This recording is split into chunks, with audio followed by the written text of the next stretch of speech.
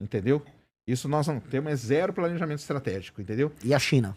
A China tem. A China só é. A China é planejamento estratégico e de longo prazo ainda, que é uma maravilha. Mas aí como que vocês pensam isso? Como que vocês estruturam? Porque, obviamente, tudo é meio que importante, né? Então, assim, como que vocês priorizam? Como que vocês estão pensando toda essa... Porque é muito problema, cara. Tem problema na educação, tem problema na economia, tem problema na reforma tributária, reforma administrativa. Aí tem problema de riquezas, não só da terras raras, mas do próprio petróleo e tudo, Energia. Entendeu? Energia. Então, como que vocês ou priorizam isso, ou como que vocês tentam bolar esse planejamento aí? Ou seja, essa é a pergunta de $1 trilhão, né? Porque, como é que eu coloco... A gente, quando estruturou o livro amarelo, a gente tentou tornar, vamos dizer, a série de pastas que um presidente teria, os ministérios, num todo coerente. As coisas têm que conversar entre si. Então, o seu planejamento para educação tem que ter a ver também com o seu planejamento sobre desenvolvimento econômico, novas tecnologias. Assim como a parte de segurança pública tem tudo a ver com habitação. A parte de desenvolvimento regional tem tudo a ver com reforma política. E para a gente conseguir estruturar, e hoje eu ir nas entrevistas e explicar, ok, nós temos um plano, demorou, e mesmo assim, pô, eu faço lives diariamente, converso com pessoas que manjam dos assuntos que importam em termos de economia, e mesmo assim, você estruturar um todo coerente é muito difícil. E eu acho que hoje a gente tem um caminho. O caminho que eu digo é entender o que é, onde eu quero chegar e de onde eu tenho que começar. Onde eu tenho que chegar eu sempre olho assim, em perspectiva, daqui 30 anos, qual é o Brasil que eu quero ter?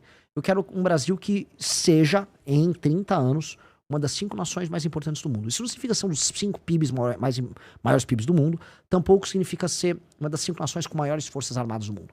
Mas uma das 5 nações mais relevantes do mundo, que pode sentar na mesa para discutir os temas que importam no mundo. E aí, se eu fizer partindo dessa premissa, daqui 30 anos, ser o top 5, o que eu tenho que fazer para chegar até lá? Eu acho que a discussão começa aí. E aí, quando a gente olha o tamanho do problema, a gente fala, ok, se por um lado há uns atalhos no caminho e elementos que ajudam a gente a acelerar e tirar o gap em algumas áreas, eu acho que a discussão sobre terras raras nos leva para isso, ela é um acelerador do nosso atraso, ela tira do nosso atraso e pode encaminhar a gente em algumas áreas. Por outros, a gente tem temas que são, assim, do século XIX.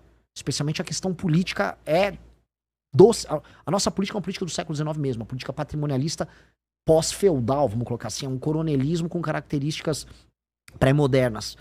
Mas como eu estruturo isso? Primeiro você tem que entender, eu preciso criar um vínculo e um ato quase fundacional com o povo do país que eu vivo, com um tema que é central, que vai unir do rico ao pobre, da pessoa do norte ao sul, do branco ao negro. E esse tema é segurança pública. O tema é segurança pública. O assalto no Brasil, ele é muito democrático. Todo mundo já foi assaltado, de todas as classes sociais. Todo mundo viveu, vamos dizer, um ataque à sua propriedade ou à sua dignidade por conta da violência. E a pessoa que endereçar essa questão, ela abre um leque de opções de reconstrução de um país. E uma coisa puxa a outra. Então, eu não consigo resolver, por exemplo, os maiores problemas que envolvem IDH no Brasil, que estão nas cidades mais pobres do país e nas periferias, se eu não tiver acesso a esses lugares. Então, começa por isso. Eu tenho que retomar o território brasileiro. O ato de retomar vai me dar um resultado prático grande em termos de aplicação de políticas públicas nesses lugares. Mas ele também vai me dar um ato simbólico que ninguém está levando em consideração, de ser o primeiro presidente que olhou para esse problema e resolveu esse problema. Para andar com isso, por isso que esses temas são uma coisa muito complexa.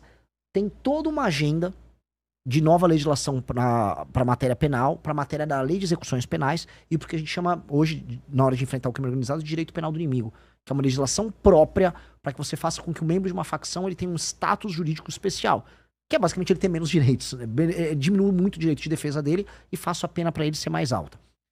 A implementação disso também tem que envolver inteligência.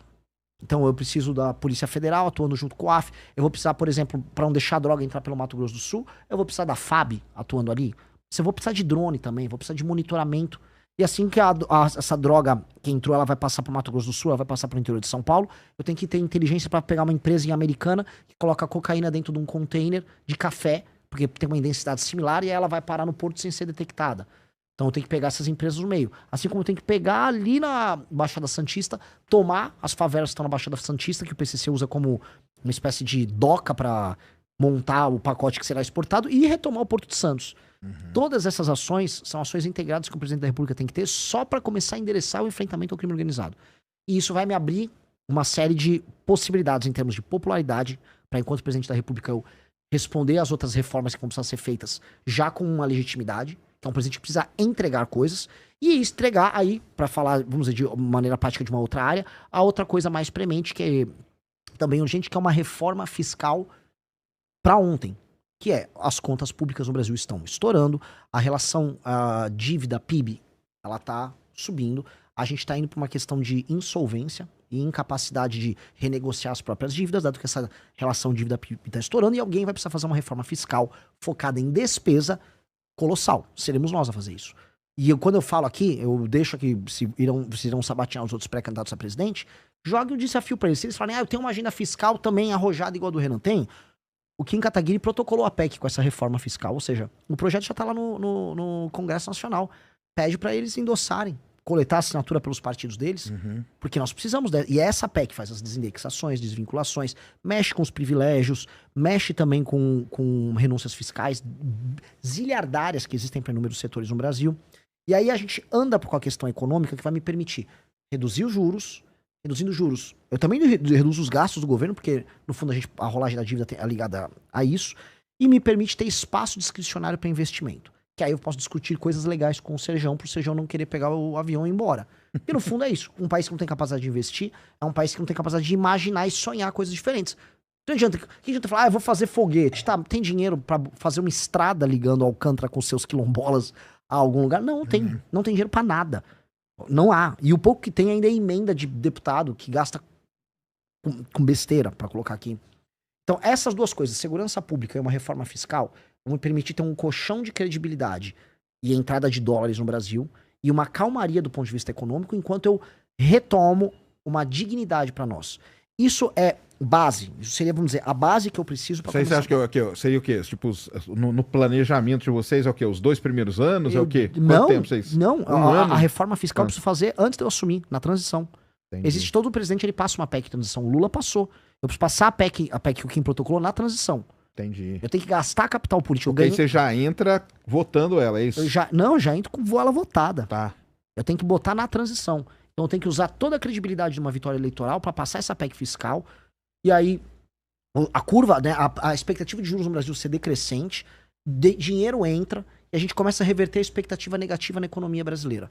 E aí as pessoas começarem a imaginar, pô, dá pra ter investimento de longo prazo aqui.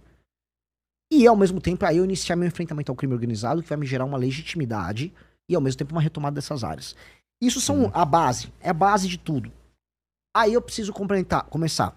Primeira derivada da área econômica. Eu preciso ter uma reforma de competitividade. E o que é reforma de competitividade? Eu faço um primeiro ano. Eu tenho que passar uma agenda que facilite contratação, demissão, abertura e fechamento de empresas.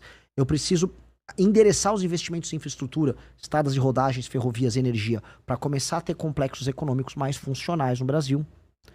Eu preciso ter marcos regulatórios, por exemplo, ligados à cobrança de dívida no Brasil, que você cobrar uma dívida no Brasil é um caos. Um banco te emprestar um dinheiro e você coloca uma garantia, uma máquina numa empresa.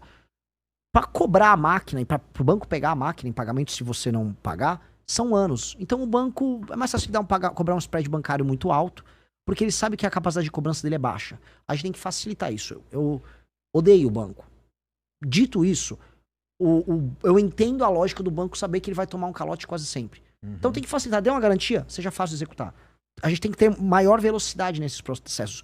Tudo isso facilita fazer negócio. E tudo isso facilita com que um gringo venha pra cá instalar uma fábrica, ou que um brasileiro tire o dinheiro dele da renda fixa, um empresário, e comece a investir em negócios aqui. Tudo isso somado à reforma fiscal, que andou, vamos dizer, como eu posso colocar aqui, que permitiu que os juros ficassem mais baixos, dinheiro entrasse, não só dinheiro de especulação, como a gente tem com juros. Só uma reforma fiscal, ela já ajuda também investimento externo no país, né? Óbvio. Porque aí reduz o problema do Brasil. O risco no longo prazo. Muita incerteza, né, cara? É lógico. Muita incerteza que empresa que vai colocar uma grana aqui, vai colocar uma empresa aqui, uma incerteza, porque a gente tem incerteza em vários setores, tem incerteza trabalhista, né, que tem esse problema todo, tem incerteza política, né, e tem incerteza fiscal também, né, que isso aí as empresas não querem, né, elas fogem, né. Exato. E isto é, vamos dizer, isto é o que precisa ser feito. Então eu tô falando aqui do primeiro ano, uma agenda fiscal, um enfrentamento ao crime organizado e uma agenda de competitividade. Porque eu endereço a questão econômica brasileira para o médio prazo. Na verdade, se a gente trata esses marcos regulatórios e faz as reformas de competitividade e já resolve o fiscal, meio que eu enderecei a questão fiscal do Brasil para os próximos governos. Isso precisa ser feito. A gente precisa dar um marco. Igual a gente falou do Plano Real. O Plano Real, querendo ou não, entrou PT, entrou Bolsonaro, entrou Temer. Todo mundo manteve o Plano Real.